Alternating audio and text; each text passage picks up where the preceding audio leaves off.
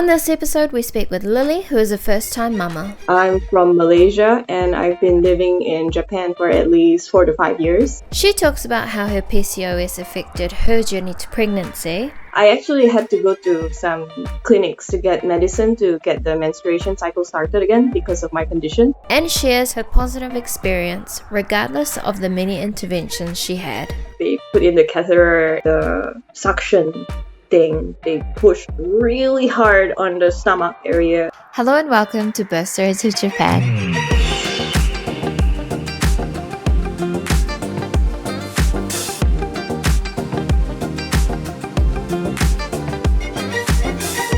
Hi Lily, thank you so much for joining me today. How are you? I'm okay. I just lacking sleep like all regular moms, I think. Yeah. Oh, well, thank you so much for taking time to join me today. I thought we'd start off with a bit of an intro. So if you'd just like to say yours and your family's names, how old your baby is, and also where you're living. So I'm mostly called by my friends as Lily, but I have a Chinese name, so it's Wong Li Yi. I don't really want people to mispronounce it, so I usually use my English name. I'm from Malaysia and I've been living in Japan for at least 4 to 5 years. Like, the number is getting so big, it's getting difficult to keep track. I used to live in Edogawa ward, but I moved to Suginami-ku, Tokyo. Yeah, my husband is Christian Andrian. He's from Romania and we met here in Tokyo actually. And then my son is Luca Nandrian. He's a few days from being 1 year old actually. So I was actually thinking of moving to Romania, but in the end, we're gonna stay here for a bit and see how it goes. So I'm hoping like at one point I'm gonna get permanent residency and maybe buy a house here and have a more stable life here in Japan. But as of now, we're just taking care of the baby and yeah. Awesome. Thank you so much. So how was your journey to pregnancy with Luca? So because I have PCOS, it's a irregular menstruation. I wasn't actually sure when my menses started and it ended. So it's a bit weird because I have irregular periods. I wouldn't also be sure that I was actually pregnant because it could just be the PCOS acting up again. But I was on a trip in, I think, near the Fuji Mountains, and I was just feeling really, really tired. And when I got back, I went to the doctors and then they checked me for everything. And then, I found out I was pregnant. Yeah, we were trying for, I think, a year. And then, yeah, I got lucky. I actually had to go to some clinics to get medicine to get the menstruation cycle started again because of my condition. Besides that, actually, the PCOS doesn't really have that big of an impact on my fertility. So that was a good thing, yeah.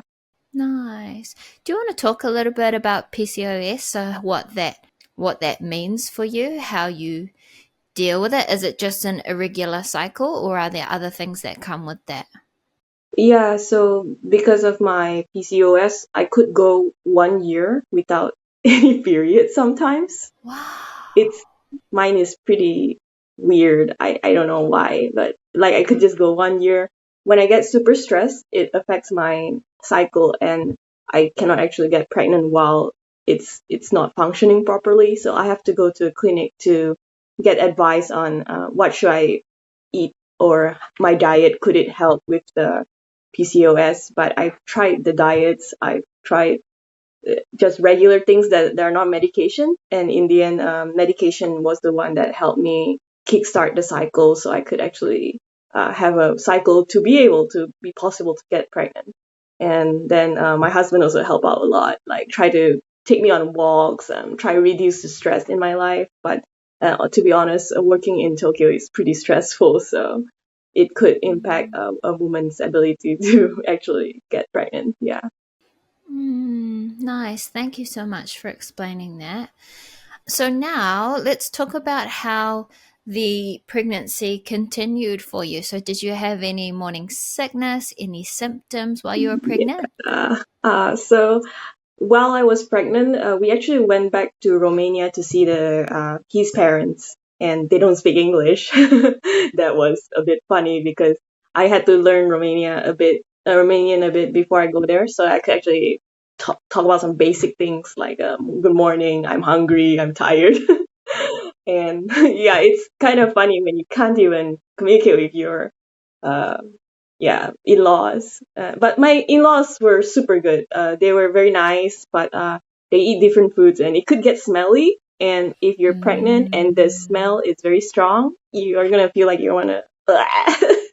And it's not their fault. It's just their traditional food smells a bit like sour vegetables, like cabbages, things like that. Mhm. And it was Christmas, so they were making their whole traditional food thing, and I was so sick that day I couldn't eat a single bite. So it felt really bad because I was just smelling it in the kitchen, and I was like, okay, please lock the kitchen door because I'm gonna get sick just passing by.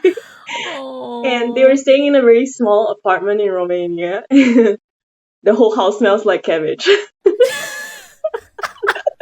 You can imagine how it was like. It was at a um, peak vomiting time. I don't know which week it was, but it was the peak of that time, and I couldn't eat anything. I was vomiting constantly, and they made me I think lemonade, and that helped a lot. But I basically was just going through a diet. couldn't Oh couldn't really eat no. anything, and I was actually wanting to have like more traditional Chinese food, but in Romania there are no traditional Chinese restaurants. So yeah, when you're pregnant, you're gonna want to eat a lot of your home kind of food, but I couldn't find any, so I told them to buy me some ginger, and I just made like ginger steamed chicken, and I just ate what I cooked myself. It's not that I didn't want to eat their food; it's just I was pregnant and I couldn't really eat a lot of food to start with, and I want to eat something that it reminds me of home. Yeah. So after Christmas, I actually decided very, very early in my pregnancy where I want to give birth because it was my first child and I didn't want any of the stresses that could happen if something goes wrong during the childbirth. So I already knew I didn't want to go to a birth clinic place, the place that only does with deal with the birthing. So I was already sure about that. I read somewhere that if you go to the birth clinic and a complication occurs, they will be sending you to a hospital. They're not going to handle it there because it's too complicated for them. So we already booked the hospital, I think, before the 20th week. We already booked the hospital. We paid the hospital. So it was the place where I heard the empress gave birth. Aiiku Hospital, right? So all the mommies would have this book to record their pregnancy journey. So if you're not pregnant yet and you're wondering how we usually do it, probably you have to go to the ward and get this book, and you can write down everything that happened during your pregnancy here, even like how you felt and things like that, so you can check back. Yeah, so I also went to Aiiku Clinic for their weekly checkups. They actually have an English assistance, and most people there speak English, so it's pretty good for people who are not comfortable with using Japanese.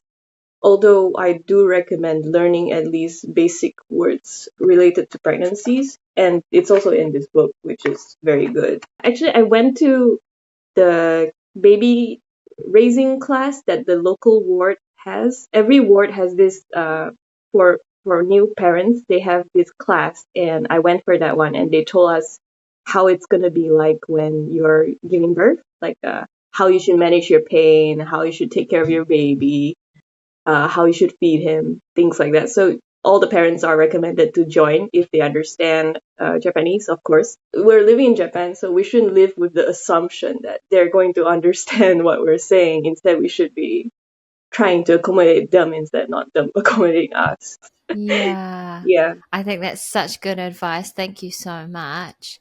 So you said you went to Aiiku Clinic. Is that correct? For the For the checkups checkups. instead of the hospital, because Aiku Hospital, they have a very long waiting time, I heard, and it's very difficult to get appointments. Plus, it is more affordable to go to the clinic. But if you make use of their foreigner support, it costs a lot more. So if you know Japanese, I would recommend not to use the foreigner support. I heard like it could be like 200,000 or something. So in the first few checkups, you can have it at the hospital, of course, but I went to the clinic because it's much more convenient for me in terms of the transportation. And in the last few checkups, they would actually do it at a hospital so that the hospital can have a better idea of how is the childbirth going to be. They're going to do the most important checkups, the last few checkups at the hospital. So you can rest assured that if you have any concerns, you can actually just tell the hospital directly. And it's also at the hospital where you can ask any important questions that you really, really want to know, like are the nurses going to listen to what I want. Like if I had a change of mind at the very last minutes, like maybe I don't want to just natural childbirth, for example, because in Japan, natural childbirth is probably the most standard childbirth. So if you really want like a painless childbirth option instead in the like last few weeks, you can still change your mind then. But you're in safe hands because it's a very reputable hospital, and even the royal family was reportedly using that hospital. So I felt very safe in their hands. Nice, awesome. Did you find out baby's gender? Oh, yeah, I found that out really early because they turned him around. I mean, they checked with the ultrasound and they were like, oh, it's a PP, so it's probably a boy. We can see he has a PP. It's very big. I mean, you can see on the scan, basically. And he really liked to move around a lot. When we were having the ultrasound, you could see like he would like. Oh, that is so cool. Yeah. It sounds like you had a really happy, really positive pregnancy. Yeah, I think probably the first time I felt kind of really stressed was because of the earthquakes in Japan. When I was pregnant, I was still living in the apartment, and then the earthquake happened, and I was living quite high up there, and the whole building was shaking around a lot, and I was so worried that my husband was like had to help hold me and calm me down. So I was that it was then that we decided to move out to a house actually. So yeah, that's also one of the concerns. If you're pregnant, you should make sure you're staying somewhere where you're less likely to get stressed. It was quite a big earthquake actually. When we went out, a lot of people were exiting their buildings also. So yeah, that was scary. Wow. Yeah, we don't get very many earthquakes. The first earthquake I ever felt was in Japan, and it was too much for me. Yeah, if you're not used to earthquakes and you're pregnant, it can get pretty scary, and that's a risk to the child as well actually. Yeah. Yeah, for sure, for sure. Mhm. So now let's talk about your labor. So, how did labor start for you, and what was your birth story like? Yeah, so they told me I was gonna deliver around the time of my birthday, so that was funny. Because Mm, me and my baby and the father's birthday, they're all in July. goodness, Yeah, so busy, busy. it was my birthday, and then it was the day after that that he was scheduled to be born. But that day came and passed with no baby out. And then the morning came and he came out, yes. But actually, the thing started on the day after my birthday because I was praying to God that I didn't have to go to the hospital on my birthday, so I could just enjoy one last day, just chilling. And then the next day in the morning, I just felt like the pain was supposed to come with a very big interval, but mine was coming in very short intervals. So I mean, I was a bit worried because it's not supposed to start like that, but I just told myself to keep calm and at least wait for half a day because if you go early, they could very well send you back home. And what I was doing at home was I was trying to stand up and not sit down because I felt like when I was standing up, it was making the process much faster. The pain was coming much in shorter intervals. So I just took this as probably the cervix is trying to do its job. And I was trying to encourage that to go along. Yeah, so actually the first birth I read somewhere that it could take like up to even 40 hours even, but mine was I think around 24 hours.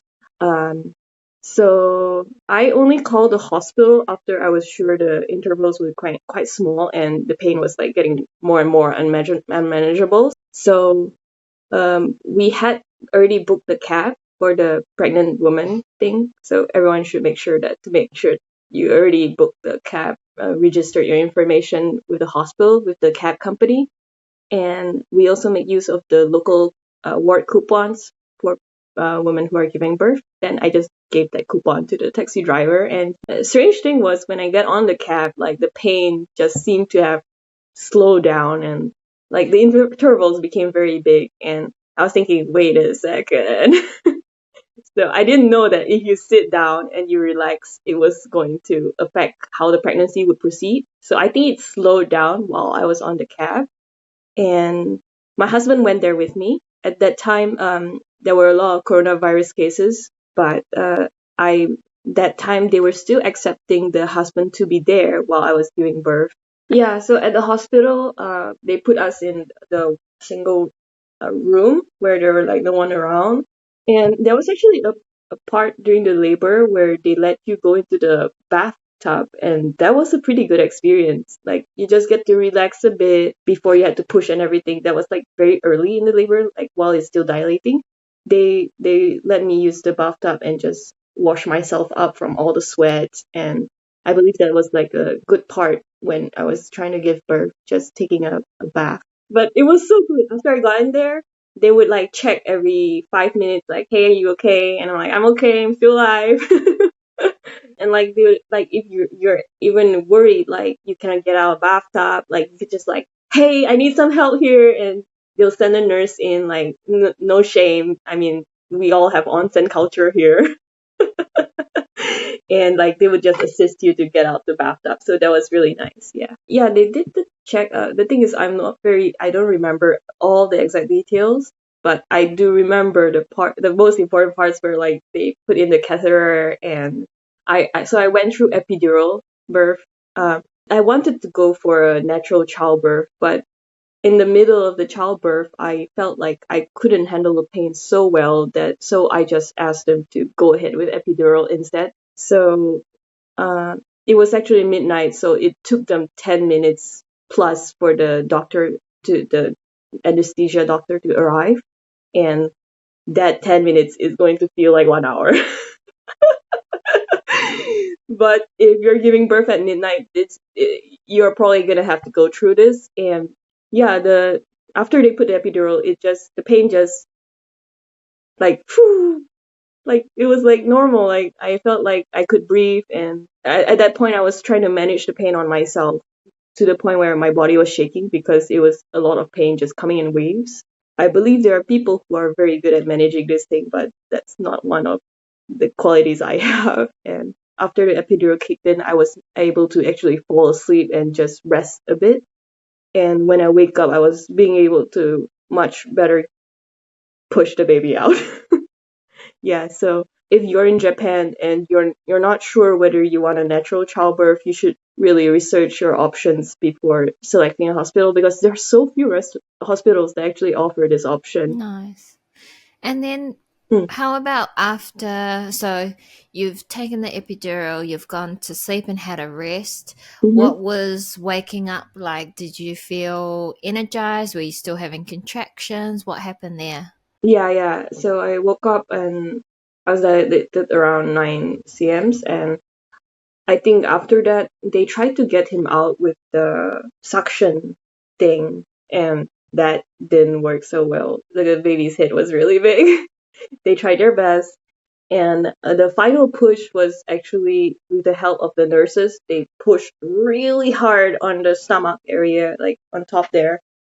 I was like, that hurts more than like, well, actually, it doesn't hurt more than when it was dilating. It just hurts like a very bad stomach ache, I would say. But it goes very fast, and the epidural does help. I think I hardly felt much pain at the below the level, so I would say there was like no ring of fire or anything. It's just that one push that the doctor did to get the baby to come out. That one was the what that hurt the most during the procedure, and then he slid out somehow. Yeah, so he was born on July 17th, 2022. Yeah, in the morning. He was born around 3.2 kgs. I think if he was an Asian baby, he would have been on the heavy side, I guess. I'm just guessing. And the total duration, I don't actually exactly remember it, but it was definitely within 24 hours, I would say. Yeah. Awesome. And then how about directly after he was born? Were you able to have skin to skin Yeah. or yeah, do you want to talk about that? When he was born, they wrapped him up, and the dad got to see him first, and then they put him on my chest, I think, and I saw he was like, "Oh, I'm uncomfortable. I just got out into this world," and they quickly just took him away because they have to do all the checkups. Yeah. Yeah. So now looking at your postpartum recovery, what was that like? So, like compared to other countries, probably Japan is unique in the sense that they'll take care of you 2 to 3 days after the child is born, sometimes even to a week, depending on the hospital or birthplace. I believe they also have like birth hotels or something. Like after the childbirth, you could like stay there and they'll pamper you and everything, take care of your baby, make sure that you have a good recovery. So I had 3 days, and they have a full schedule for you. It's like a mama training. And so the first day, they're like, if you're not sure how to hold a baby, just ask a nurse. If they start crying, what should you do? And the nurses would tell you, support you there. And but I would say, they try to let you handle most of the things because you have to live with the expectations that this is what you're going to be handling, and it's actually good for you to take responsibility of the baby early on so that you can start your training early. And it will be stressful, but the nurses will be there to help you. So if you're really, really not sure what to do, just call a nurse. And I would say that because during my stay there, I was like so stupid and like want to gaman, like do it all by myself. But I believe I could have made use of the nurses much more than I did. I think it's a very Asian thing to do, like just gaman, just handle it yourself. You're a mommy now. I think moms shouldn't have that mindset because it's very stressful the first few days. You're so confused. Everything is new to you. The baby's like, you're like, oh my god, what should I do? So precious. But yeah, it's better to actually get support. Like even in the old times, you have a whole village to take care of the baby. Like it's a saying. But because me and my husband, our family are back in our countries, I think all foreigners will probably face the same um, challenges. We don't have the grandma to like, hey, can you watch him while I'm going to the toilet now? So my husband took a month off after I leave the hospital to make sure that he could support me at home, and he was very helpful. And you should either get that or like your relative to come and support you during your first few weeks postpartum. And I think the first few days were the most stressful, and at one point I was so depressed because you have to take care of his feeding every, I think, 2 to 3 hours, I believe, at the start. And you have to wake up like 1 o'clock, 3 o'clock, 6 o'clock. It's like you're not sleeping at all. It's insane. You just gave birth and you're not even gonna sleep. And I think this is the most difficult part for all women out there. Like, I wish someone would tell me that's what I should be expecting after I gave birth, but no one told me. But if you're concerned, like, you want to feed the baby, but actually the milk doesn't even come in that soon. Like, you might not even have that much milk. So they're gonna train you with the breastfeeding if that's what you want to do, or they will help you with the feeding with the formula. So if you're worried that the baby's not getting enough to eat, you could just tell the nurse. She would just prepare the formula and you can just feed the baby and Yeah, feeding so him. were you wanting to breastfeed and were the nurses supportive of that?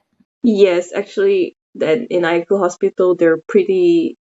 I would say their preferred method for mummies to feed is probably to breastfeed, and I think most of the mummies there were also training their breastfeeding, and they would have at least one person to come and watch you do it for the first few times. And if you're having trouble, you could always tell the nurse and they would like do the training all over again. I'm not sure how good is their English support there because I was using Japanese completely there. But I do have friends who go to Aiiku Hospital, and I think they told them it was quite good because some nurses know the basic words in English. So it's probably better to ask someone who went there and use English. Yeah, It's just, nice. yeah. So I'm just reading your notes at the moment. Hmm. You say that your bottom half was a little bit sore. Do you Yeah. want to talk about your own physical recovery? Yeah, so I think the bum is gonna be like that for the first week or so, and they actually give you a bidet so that you could wash it and make sure that it doesn't get infected.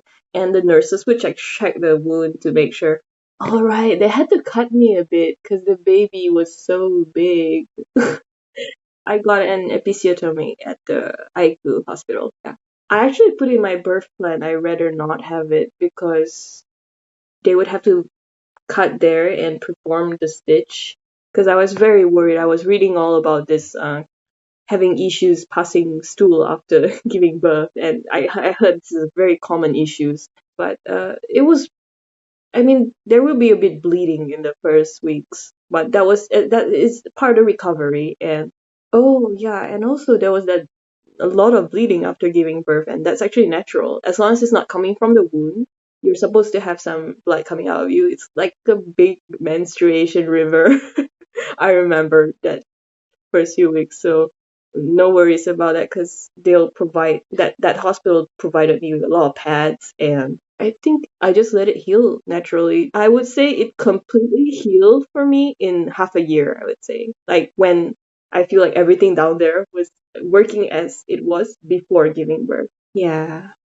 My period hasn't come back yet, and that's concerning me, but it's not related to this podcast. Yeah. No, yeah, Yeah. that's interesting to know though. How about you? Have your Mine came menstruation? back probably about 3 months ago, but it's not consistent.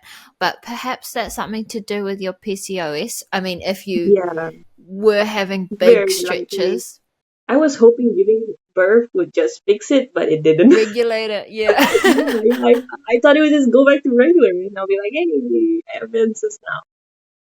Yeah, I'm just really curious. Like, it's not coming back. Like, just come back already, so Yeah. I can know. Yeah. Like if I were to want to have another child, it'll be great if it's regular now. I don't have to worry about going to the fertility clinic again. And Mm, I think that fertility treatment, I don't believe it's treated as covered by the insurance, I think. no, Yeah, I that's don't think so. another concern if you're living in Japan and you have fertility issues and it's not going to be covered. And it's funny because they want people to have more children, but they don't cover fertility treatment. Like, what is that?